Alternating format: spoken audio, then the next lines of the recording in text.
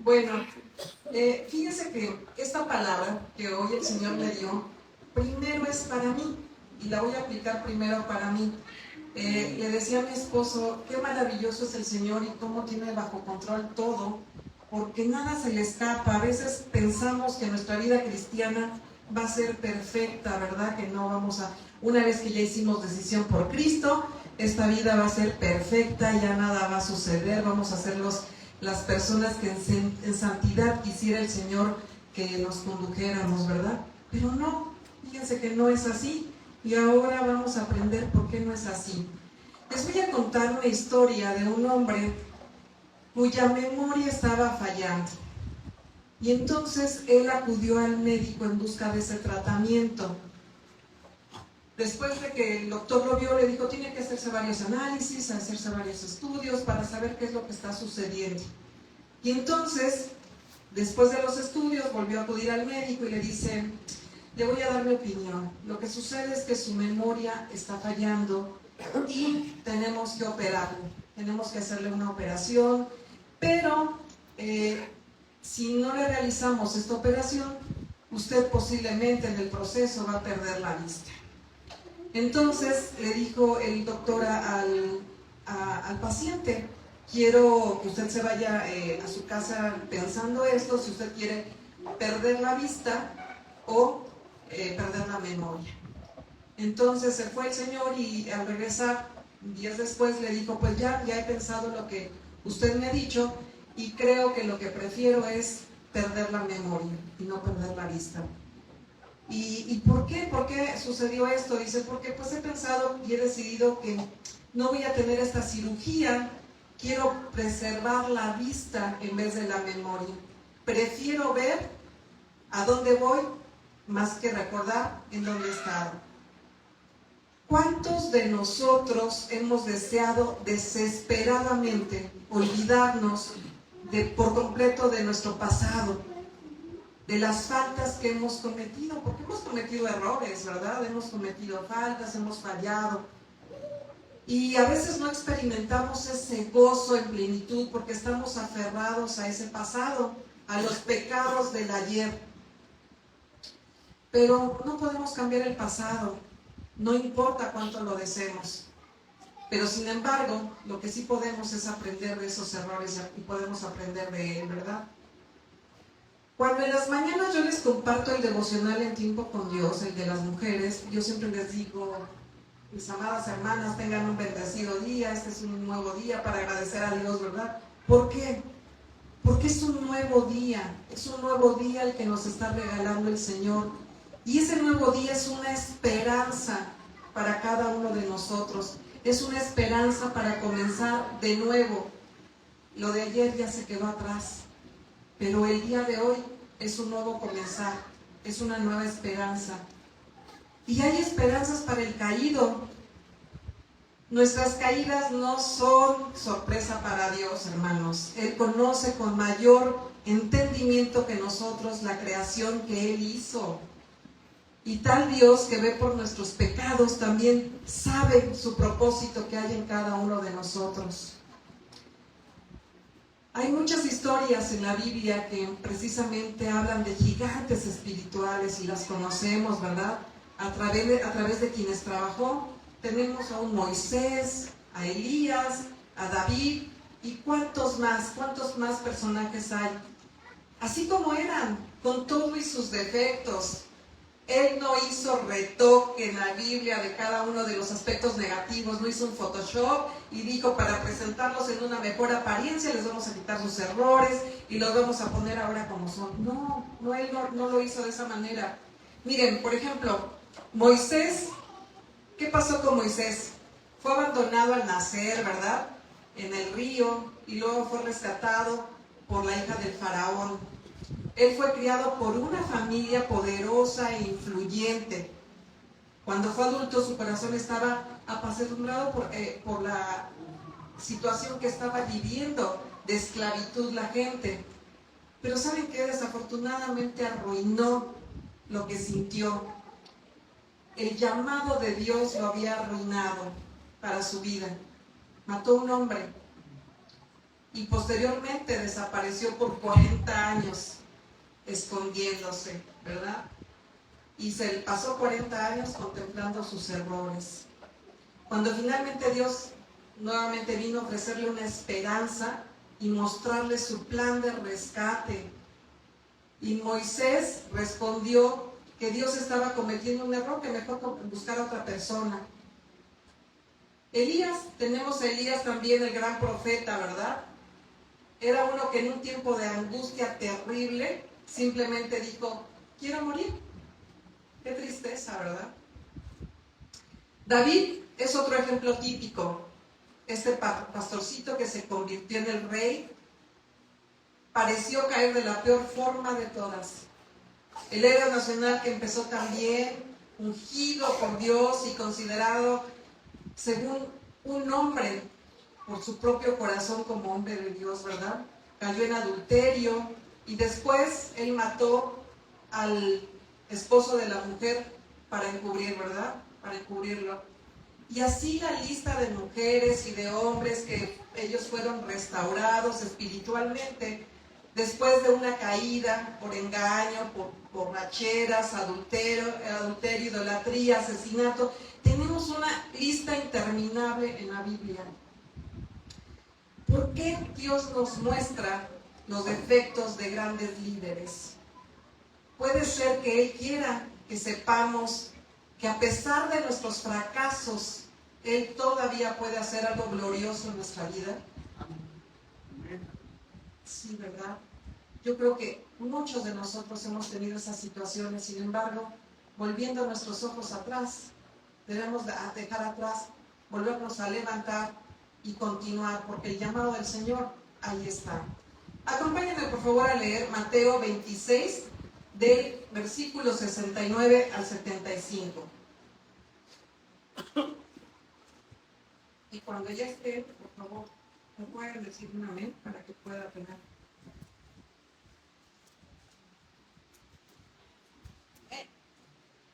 Bien, la palabra de Dios dice, Pedro estaba sentado fuera en el patio y se le acercó una criada diciendo, tú también estabas con Jesús el Galileo. Mas él negó delante de todos, diciendo, no sé lo que dices. Saliendo él a la puerta, le dio otra y dijo a los que estaban allí, también estaba con Jesús el Nazareno. Pero él negó otra vez con juramento, no conozco al hombre. Un poco después, acercándose los que por allí estaban, dijeron a Pedro, verdaderamente también tú eres de ellos, porque aún tu manera de hablar te descubre. Entonces él comenzó a maldecir y a jurar, no conozco al hombre, y enseguida cantó el gallo. Entonces Pedro se acordó de las palabras de Jesús que le había dicho, antes que cante el gallo me negarás 3 veces, y saliendo fuera lloró amargamente. Acompáñenme ahora, por favor. Bendito y alabado seas, mi Señor, por siempre. Gracias, bendito Dios, por esta palabra, Señor, porque hoy has hablado, Padre, y hablarás a tu pueblo. Sé, Señor, que tienes este mensaje, especialmente, Señor, para aquel que lo necesita. Gracias, bendito Dios, porque esta palabra, Señor, vino como un aliciente a mi vida. Gracias, bendito Padre, porque tú tomas control de todas las situaciones. Ponemos en tus manos, Señor, este tiempo, sabiendo que tú estarás aquí en medio de nosotros. Gracias, bendito Dios, en el nombre de tu Hijo Jesús. Amén. Bien, la palabra de hoy lleva por título Aliento en el fracaso. Gracias, mi hermano. Gracias. Y bien, el pasaje que quiero compartir y que ustedes ya lo vieron es una historia del fracaso de un hombre que amaba al Señor Jesús y que le prometió que nunca le dejaría, que estaría con él hasta el fin y que moriría por él si fuera necesario. Pero lamentablemente no fue así. Aunque si bien es cierto, sí murió por causa de nuestro Señor, al final de su vida también es cierto que fracasó en el hecho de no abandonarle y de negarle, pues negó en 3 ocasiones en una misma noche y luego salió huyendo Y ustedes ya saben de quién voy a hablar, de Pedro, ¿verdad? Bien, el fracaso de Pedro es significativo en uno de los eventos previos precisamente a la crucifixión de nuestro Señor Jesucristo esté registrado en los 4 evangelios. De hecho, la negación de Pedro junto con la traición de Judas hace la historia de la rendición del mundo esté enmarcada en la traición humana más fuerte que hemos escuchado, ¿verdad? Y bueno, también ha sido la más dolorosa y triste, porque hemos visto este pasaje siempre y hemos dicho, yo no lo haría, ¿verdad? Pero bueno, cuando uno observa el fracaso de Pedro a la luz de su contexto, podemos ver cómo este fue rotundo, repentino y sorprendente. Unos versículos antes estaba Pedro empuñado con una espada, ¿verdad? Y decía unas horas antes, como lo vemos desvaneciéndose, lleno de temor ante la pregunta sospechosa de una criada a la luz de una fogata. Pedro, el hombre que había jurado que moriría por Jesús, ahora estaba negando que no lo conocía. El hombre lleno de coraje, buenas intenciones, ahora se encuentra lleno de desesperanza, de vergüenza y de amargura. Y en lo que respecta al Evangelio de Mateo, en cuanto a Pedro, ahí termina este relato. Sin embargo, en los otros 4 evangelios vemos que sigue relatando, ¿verdad? Y gracias a eso, pues podemos conocer qué sucedió después. Los otros 3 evangelios nos narran con posterioridad la restauración de Pedro por parte del Señor Jesucristo. El Señor ya le había advertido a Pedro que tropezaría. Y también oró para que su fe no le faltara. Y además de esto le aseguró que su fracaso no sería el final de su historia, que él se levantaría de nuevo y alentaría a otros, como es narrado en el Evangelio de Lucas.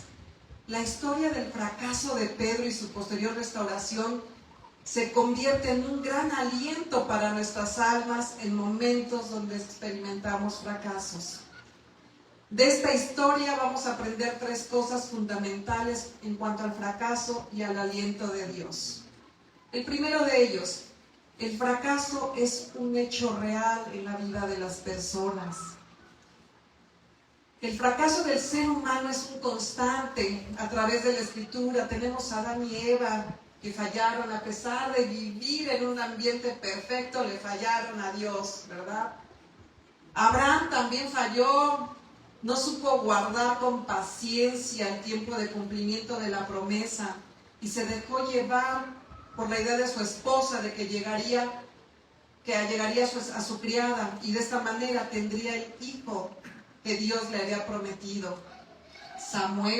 Tenemos a Samuel que no logró que sus hijos se comportaran correctamente a pesar de ver lo que había sucedido con Elí y sus hijos.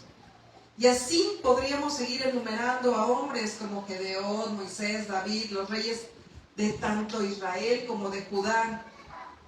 El pueblo también fracasó de generación en generación y lo vemos con Israel. ¿Cuántas veces adoraron a otros dioses que no era el Dios, verdad, de nosotros?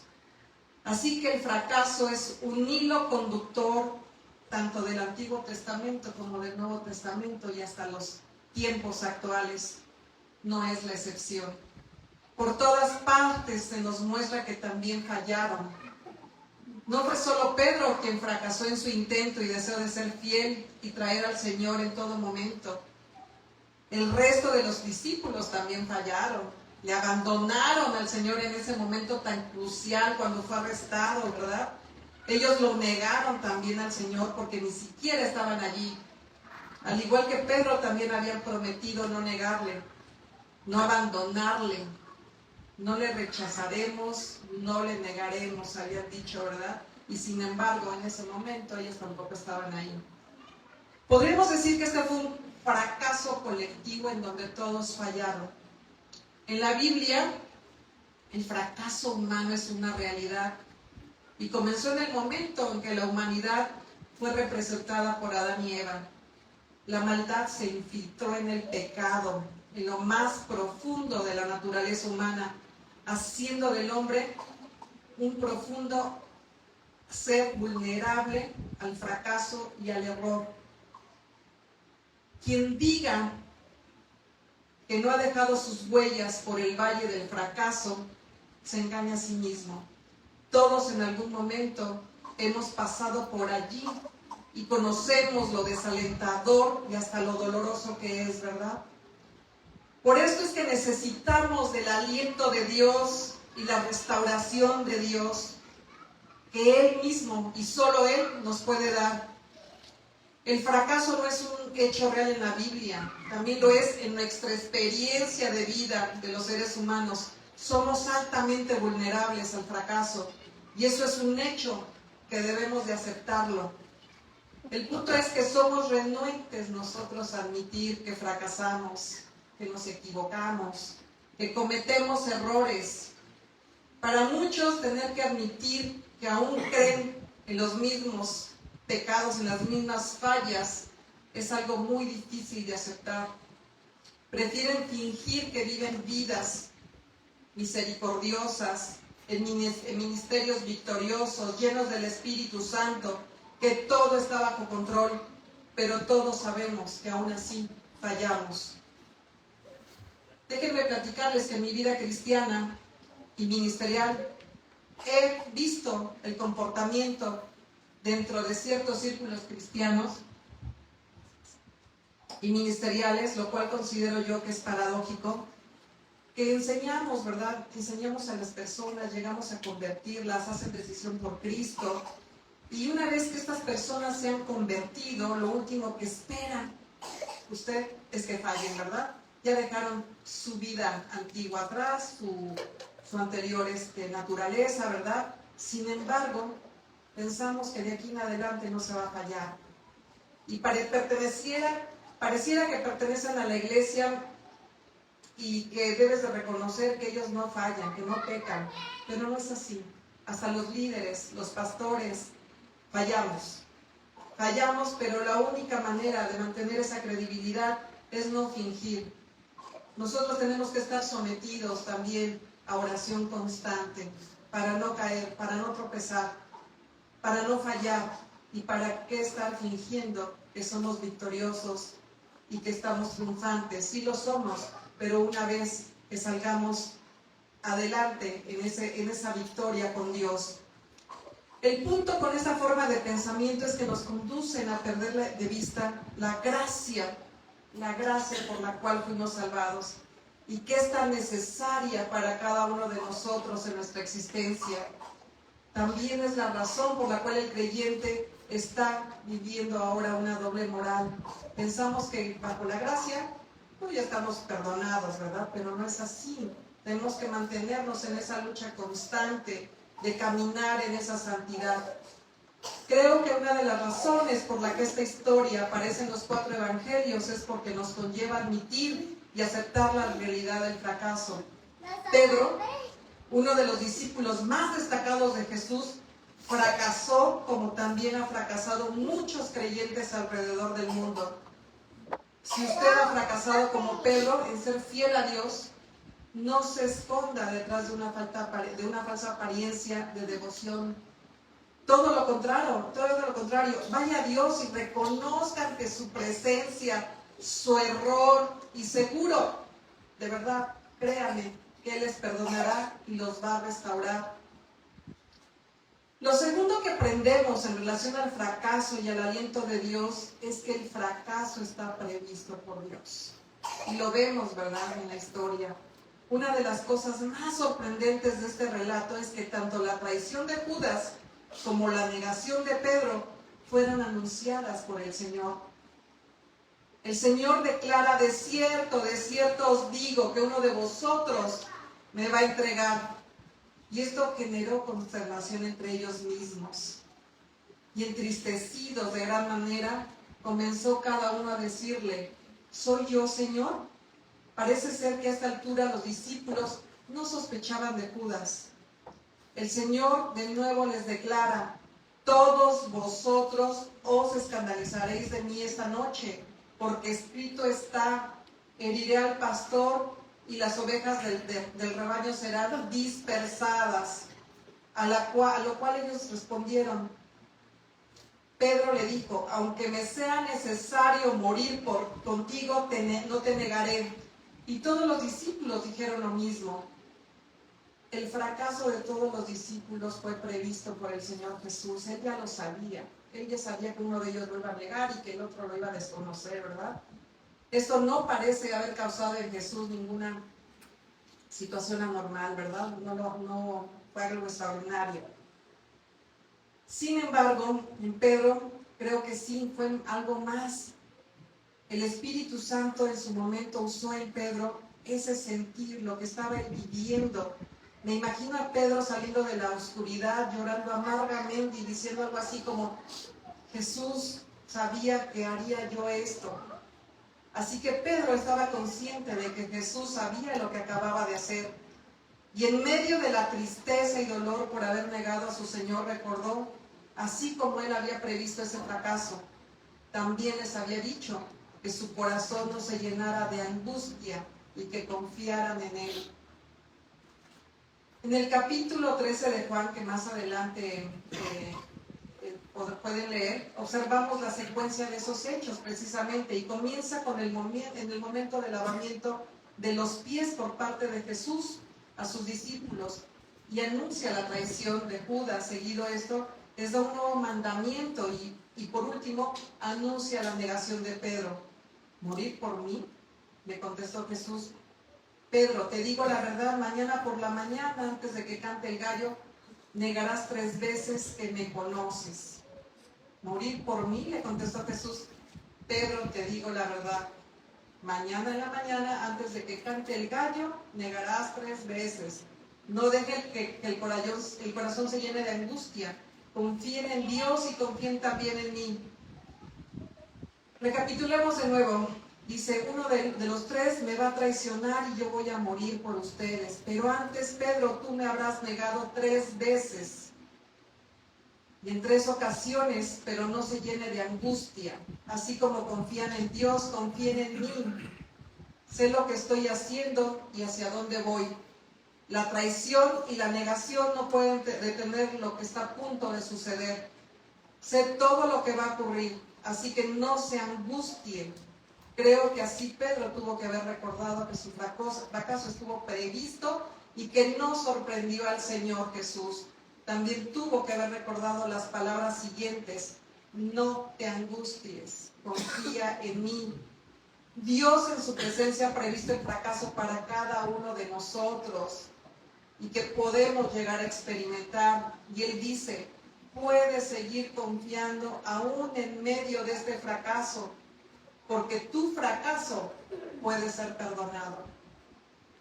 Pedro no solo aprendió que el fracaso era un hecho real y que es previsto, sino que también puede ser perdonado. El fracaso también recibe perdón, mis amados. La restauración de Pedro también es narrada en los evangelios de Lucas y Juan. Vemos la restauración de Pedro. Lucas nos cuenta la manera de que el Señor Jesús oró por Pedro. Antes de Jesús decirle a Pedro que lo negaría en 3 ocasiones, primero le dice, Simón, Simón, Satanás ha pedido zarandear a cada uno de ustedes como si fuera trigo. Pero yo he rogado en oración por ti, Simón, para que la fe no te falle, de modo que cuando te arrepientas y vuelvas a mí, fortalezcas a tus hermanos. Creo que esa oración, hermanos, no la dejó a Pedro que se hubiera hundido en el fracaso. La valentía y el coraje de Pedro fallaron, pero su fe nunca falló. No podía decirles cómo, pero de alguna manera, muy en su interior, Pedro continuó creyendo y confiando en el Señor y en sus palabras. La fe de Pedro no fracasó porque Jesús oró para que esto no sucediera. No sé si mientras Pedro huía de quienes le señalaban de ser parte de los 12, Pedro escuchó el eco de las palabras de Jesús. Pedro, ¿confías en Dios? Confía en mí. Te pregunto el día de hoy, hermano, ¿le fallaste al Señor? A lo mejor tu respuesta es sí. ¿Cuándo fue la última vez que usted le falló? Él solamente lo sabe y usted. Pero la pregunta clave no es esta, sino ¿siguen confiando en Dios? Porque de ser así, está en una muy buena oportunidad para acercarnos de nuevo a Él y pedirle perdón por el pecado que hayamos cometido. Un día cada uno de nosotros creyó en Jesús y en su obra redentora, y fue allí en ese instante donde nuestra vida cristiana comenzó. ¿Por qué dejar entonces de confiar ahora en este último fracaso?